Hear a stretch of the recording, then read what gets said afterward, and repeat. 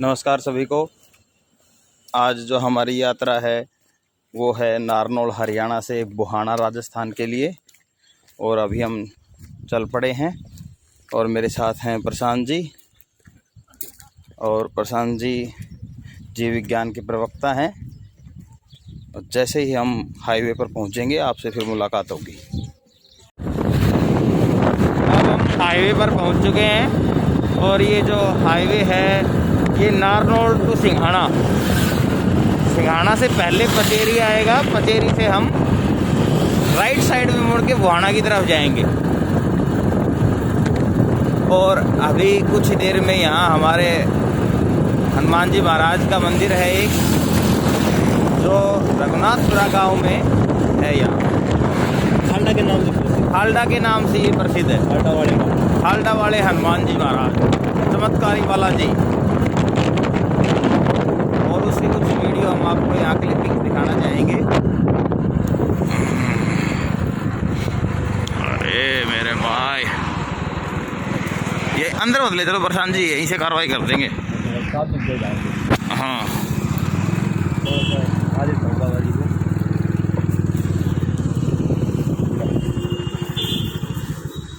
हनुमान जी महाराज की मूर्ति है जो यहाँ पहाड़ पर विराजमान है। यहाँ कहा जाता है कि पहले कुछ अदृश्य शक्तियाँ थी जिनके निवारण के लिए प्रतिमा की स्थापना की गई। यहाँ पुलिस फायरिंग रेंज भी है। दिल्ली से और आस पड़ोस से काफ़ी पुलिस यहाँ आकर अपना अभ्यास करती है।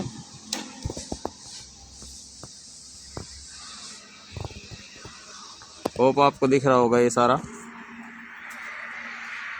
पहाड़ी इलाका, ये सारी अरावली पर्वत श्रृंखला है। पीछे भी आगे ये सारी अरावली पर्वत श्रृंखला है।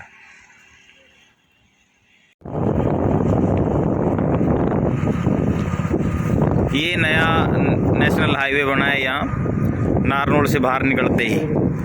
NH11 national highway 11। ये हाईवे दिल्ली को रेवाड़ी नारनौल होते हुए सिंघाना होते हुए झुंझुनू से जैसलमेर और बीकानेर और बॉर्डर जो पाकिस्तान बॉर्डर है उसको जोड़ता है। ये निर्माण अभी कंप्लीट हुआ है।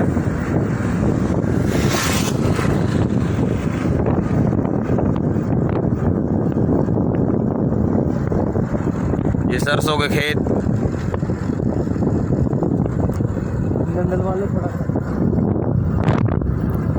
क्या कह रहे थे? हाँ,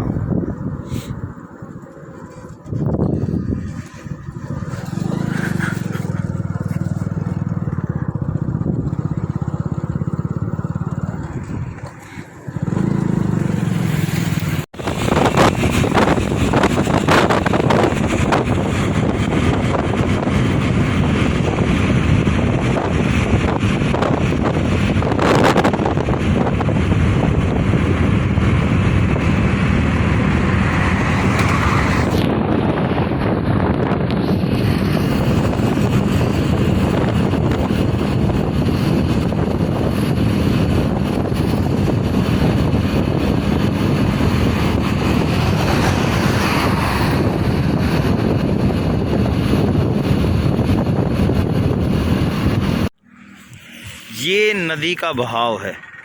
यहाँ दोहान पच्चीसी नाम की नदी बहती थी। ये पुल है और पुल के नीचे से पानी बहता था। सन 2008 में इस नदी में काफ़ी वर्षों के बाद पानी आया था। बरसाती नदी है। ये जो पीछे पहाड़ है, इन पहाड़ों से इसमें पानी आता है। और रोड क्रॉस करके मैं आपको दिखाऊंगा कि उधर भी इसके नीचे से किस प्रकार से पानी निकलता होगा।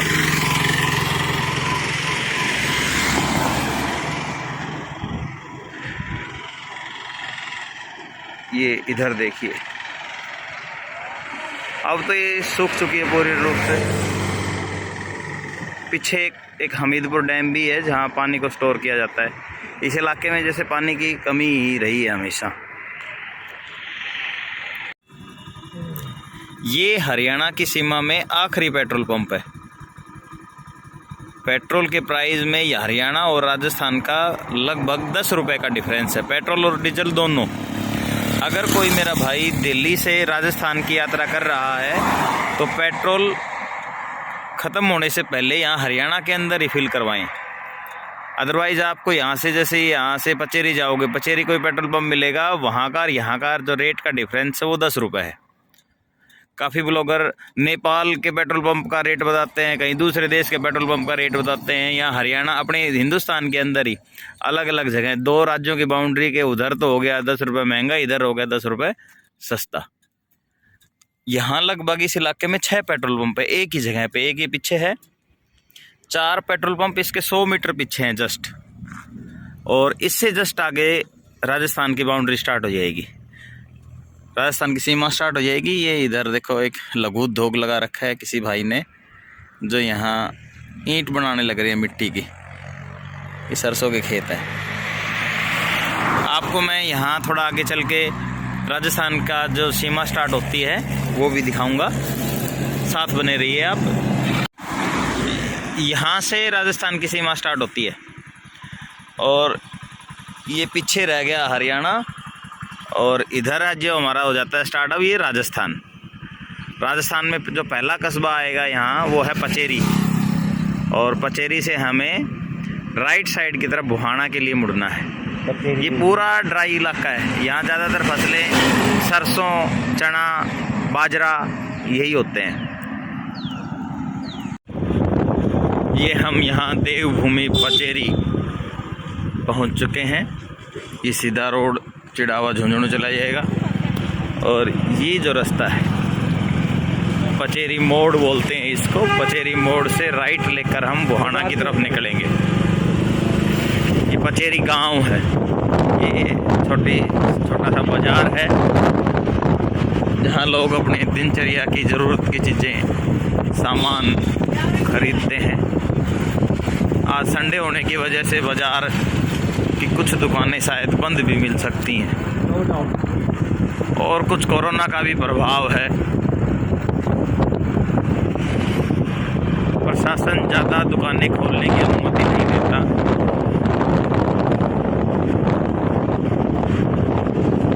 सारा पचेरी गांव के बीचों बीच हम जा रहे हैं।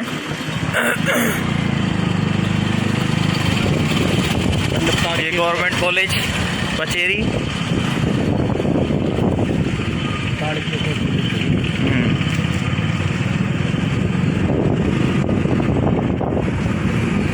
बने रहिए। आज आप हमारे साथ, पूरे राजस्थान की आपको सैर करवाएंगे।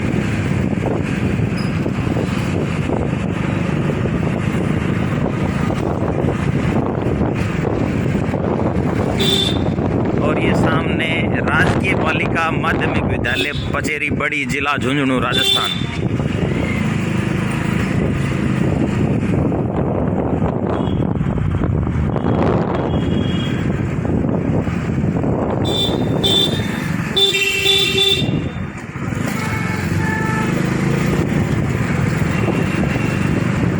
काफ़ी लोग इसको पचेरी नगर भी बोलते हैं, पचेरी सिटी भी बोलते हैं, अलग अलग नामों से पचेरी को जाना जाता है। एक छोटा सा कस्बा, छोटा सा गांव कह लीजिए।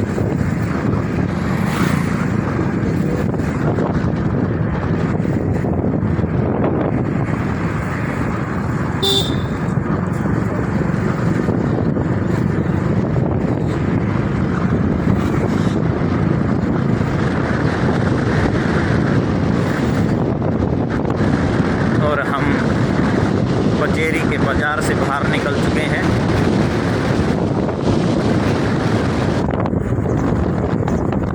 ज़्यादातर दुकानें बंद हैं।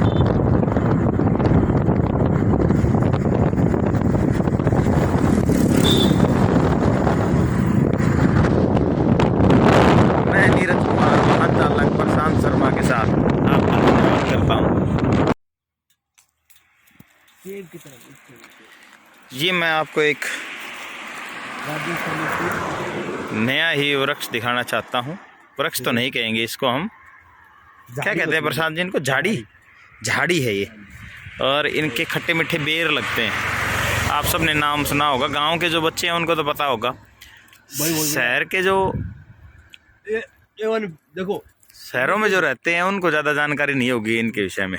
मीठे एकदम लाल इस प्रकार के ये देखो छोटे छोटे बेर, ये मुख्यतः राजस्थान में भी पाया जाता है। इधर भी कुछ झाड़ियाँ हैं। देखिए इस रोड के साथ साथ ये दोनों तरफ झाड़ियाँ हैं। ये प्रकृति के हिसाब से अपने आप ही बड़े हो जाते हैं। और ये रास्ता हमारा भुहाना की तरफ जाएगा। और ये पीछे हमारा रह गया पचेरी। और ये हमारे प्रशांत जी कह रहे हैं कि बेर में सेब का स्वाद आ रहा है। सेब की तरफ पीले भी है। सर्दी आज बहुत ज़्यादा थी सुबह।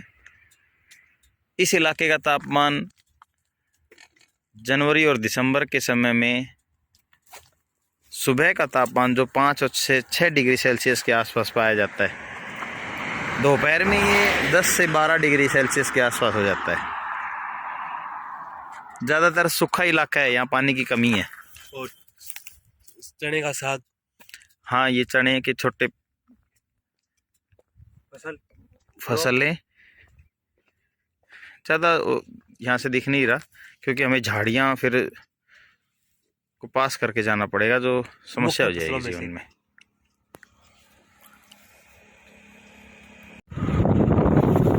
हम अभी बुहाना नगर पहुंच चुके हैं। और बुहाना में नारनौल की तरफ से आते ही लेफ्ट साइड की तरफ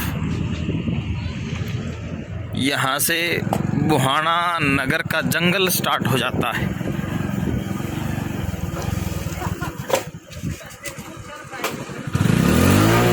हमारे हरियाणा और राजस्थान की भाषा में इसको बणी कहते हैं, बणी।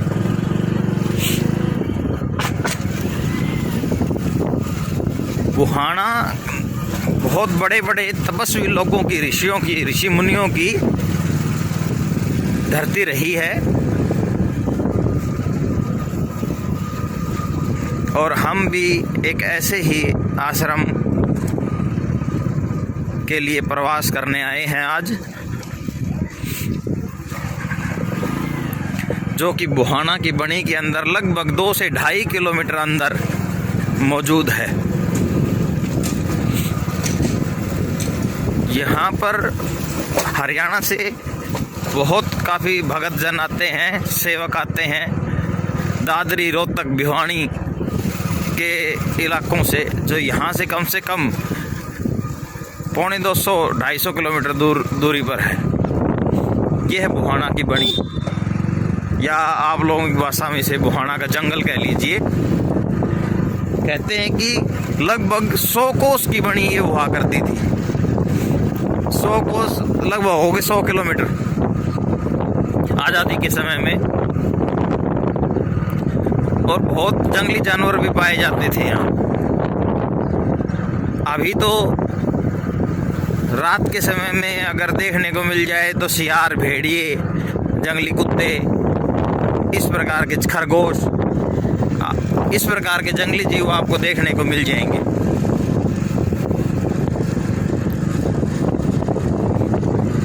काफ़ी अवैध कब्जा भी हो चुका है गांव के लोगों का इस जंगल में, कि मनुष्य ने अपनी जनसंख्या को इतना बढ़ा लिया है कि रहने के लिए जगह ही नहीं है। जंगली जीवों की जगहों में हम अपना निवास बनाने लग रहे हैं। वो कहाँ जाएंगे? जीव कहाँ जाएंगे?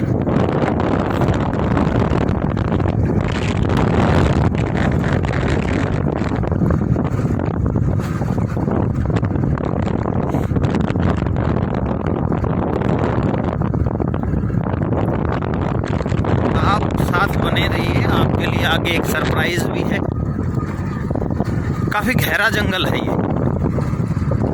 बरसात के समय में जब हरियाली ज़्यादा होती है तब तो ये और भी सुंदर दिखाई देता है।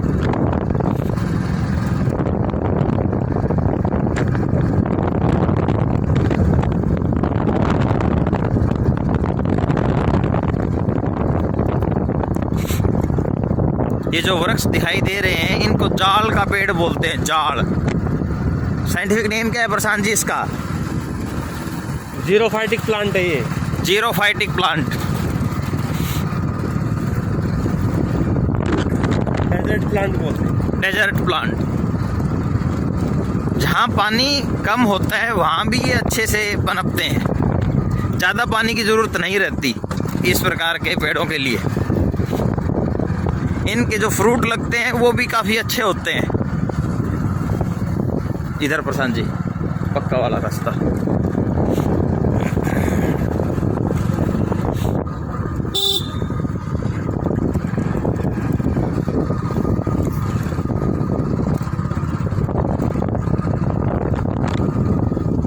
आगे जैसे जैसे जाएंगे ये जंगल और गहरा होता हुआ चला जाएगा,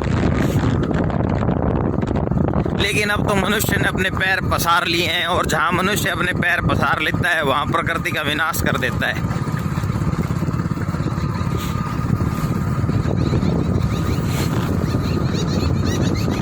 हरियाणा में तो अब जंगल बचे ही कहाँ हैं। राजस्थान के कुछ इलाकों में जंगल बचे हैं, जैसे रणथंभौर, वो भी राजस्थान में ही है। सीधा प्रशांत जी सीधा।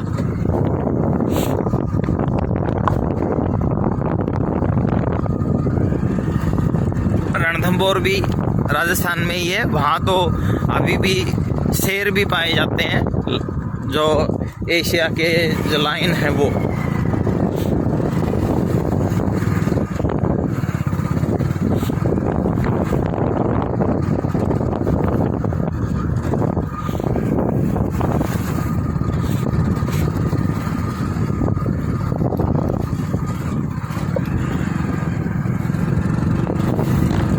प्रशांत जी शायद बाबा केदारनाथ महाराज ने भी इधर ही तपस्या की थी।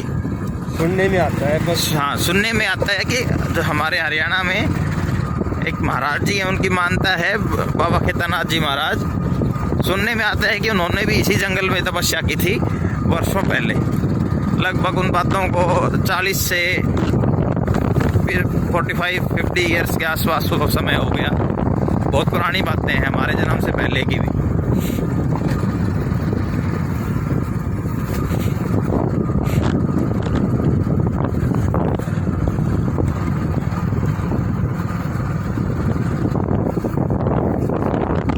इधर इधर इधर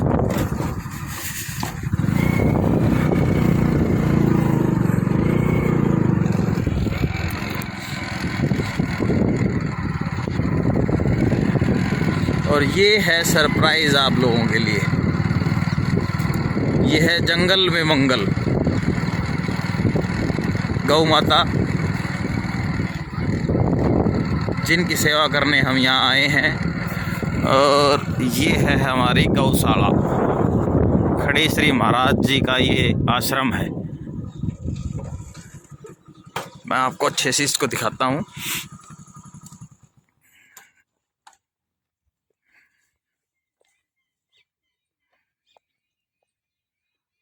ये लगभग मेन रोड से 2 से 2.5 किलोमीटर अंदर है, जंगल के अंदर। और यहाँ गौशाला है, जहाँ लोग बहुत दूर दूर से गायों की सेवा करने के लिए आते हैं। सामाजिक कार्य।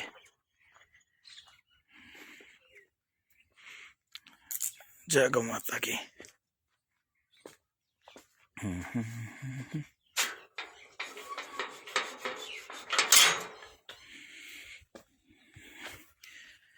ये गायों के लिए खेत। देखो, कहते हैं कि राजस्थान सारा सूखा है, लेकिन यहाँ जंगल के अंदर भी फसल उगी हुई है। मतलब चमत्कार है, गौ माता की कृपा है।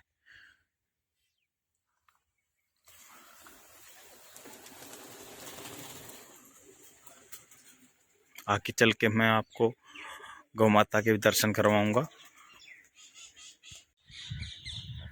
भाई, ये है हमारी गौशाला और ये है हमारी गायें। सब गायों की देन है जी। गौ सेवा करो और मौज करो।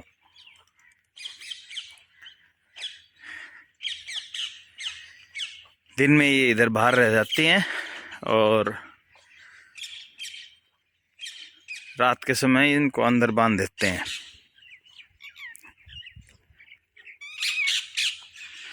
ये इनके रहने का स्थान। ये जो गौशाला है ये बुहाना की बनी के अंदर है। कभी इधर आना हो तो सभी आए। ये देखो वही जाड़ के पेड़, पीछे खेत। अब हम यहाँ थोड़ा सा गौं की सेवा के लिए कार्य कर लेते हैं और फिर आपसे मिलते हैं।